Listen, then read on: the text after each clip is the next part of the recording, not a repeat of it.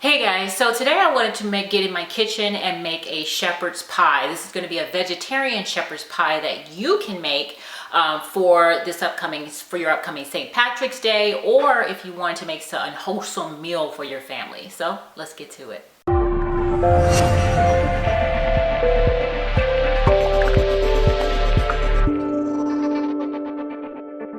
So the first thing we're going to do is prepare our mashed potatoes, because with shepherd's pie, the mashed potatoes is actually what tops the actual meat mixture, and in my case, vegetarian meat mixture that's going to go into the shepherd's pie. You want to use a very large potato, so about 3 of these should cover the top of the pan. All right, so here's the mashed potatoes all mashed up, and I seasoned them with some extra virgin olive oil, some sea salt, some pepper, and a little bit of vegetable broth to get them nice and creamy like this, instead of using water or milk or anything like that. Okay, so we're going to sit these to the side because that's going to be on the top of our shepherd's pie, and we're going to go ahead on and make the meat mixture now. So in this first pot here, I'm going to go ahead and brown my Gardein Beefless ground, and I'm using an entire bag because I just want to make sure I have enough body when it mixes into the veggies and the gravy and all that. So I'm going to stir that up. I did put a little extra virgin olive oil in the bottom of the pan, so help it brown a little better, get it started on its way. It's on medium heat, so we'll let this go ahead and brown and do what it has to do. So now I'm going to go ahead and put some olive oil, extra virgin olive oil, in the pan. It's about 2 tablespoons. Add 1 full onion. I used I chopped up 1 whole onion. Put that in there. Turn that down a little bit.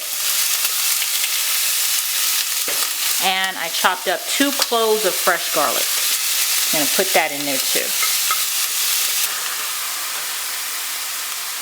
I'm going to let that brown right there. Now that the onion have gotten a little softer, I'm going to add some fresh carrots. I actually chopped these up. These came from the local farm. And so I'm going to use some fresh carrots in there. And I'm just going to mix that in so they can start softening up. They do a good job when they're being sauteed like this. So I like to saute them with my onion and garlic. So that was about, I would say, a cup of carrots chopped. So you can see how that caramelizes the onion and garlic. And then I'm going to take a cup of frozen peas, and I'm going to dunk that right in there, those frozen peas. And then I'm going to add 1 cup of frozen string beans as well. I have some frozen string beans here too. And so I'm going to add both of them to there so that they can start cooking like the carrots. They'll soften up really quick with that water, and it'll steam up and make a nice mixture here. So we'll let that cook a little bit. So now what I'm going to do is take some flour here, some all-purpose flour, just a little bit. And I'm going to take about a tablespoon here, and I'm going to sprinkle it over because I want to make a little gravy. Okay, so I'm going to take about 2 tablespoons. I'm going to stir that in a little bit because we're going to want the frozen vegetables and everything to cook together for a bit. So the actual gravy will allow that to happen. So once you stir in the flour, all-purpose flour, I'm taking some vegetable broth here, and I like to just pour it in until I get the amount that I want. So I think that's probably about a half a cup there.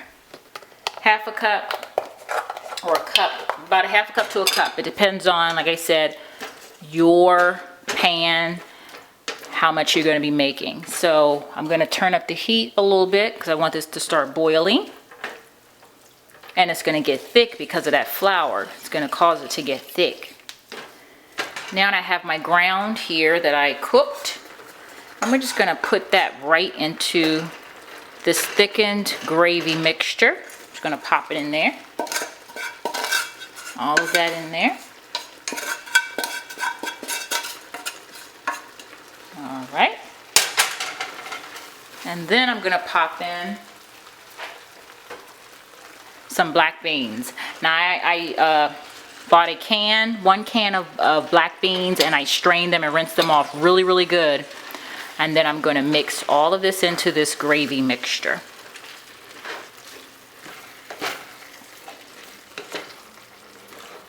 Now we're gonna build our shepherd's pie so that we can put it in the oven. So what you wanna do is put the oven on 350 degrees so that can start warming up.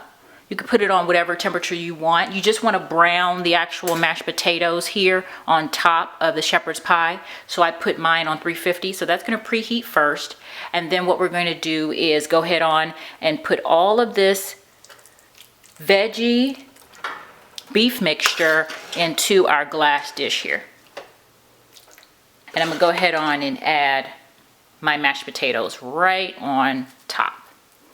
Because remember, they already seasoned from earlier. And so these is gonna cover up all that awesome mixture.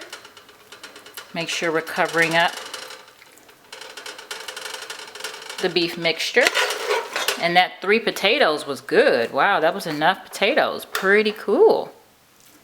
3 large potatoes. We want the top to brown. Get nice and golden brown, okay? And that could take probably 15 minutes. It could take 20 minutes. It just depends on your oven, okay? All right, so let's do that right now. Let's get this into the oven.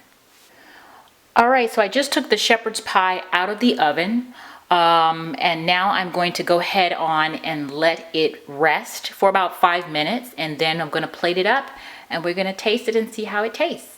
And then I'm going to all that good stuff in there. I'm going to put it right on my plate here. Just a little bit there, and I'll get a little bit more out of here. Alrighty, here's my version of the shepherd's pie, vegetarian shepherd's pie. And so we are going to try it and see how it tastes. Let's do that now. I really like how all the ingredients mesh together. The potatoes on top of the vegetarian beef ground, the fresh carrots, the string beans, and the black beans and peas. Everything just worked well together in that nice gravy I made. So I hope that you give this recipe a try if you're looking for a vegetarian alternative to the shepherd's pie, or cottage pie is what they call it as well. And let me know if you try it. Leave a comment in the description of this video. But all in all, I'm gonna finish this right now, and I want you to have an amazing St. Patrick's Day. And also, I will talk to you guys soon on the next video. So if you like this video, like it. And also, if you wanna see more videos from me, you can subscribe to my channel. But I'll talk to you soon. Bye-bye.